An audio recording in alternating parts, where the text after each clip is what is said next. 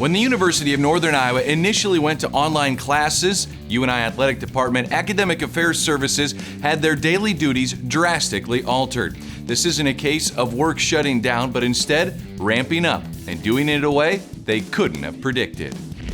We actually reached out individually to every single one of our student athletes right when we found out that classes were going to be online. We've worked with the university, who's done a really great job supporting all students in this, and so we were able to kind of utilize some of their resources. We're making sure that they're taking care of themselves physically, but mentally and emotionally as well. And the students seem to be they're resilient, and they seem to be paying attention to that and really working to stay engaged. Andrea, Jaden, and myself handle it on a case-by-case basis with our students, but it's a lot of us reaching out every day because things change every day right now.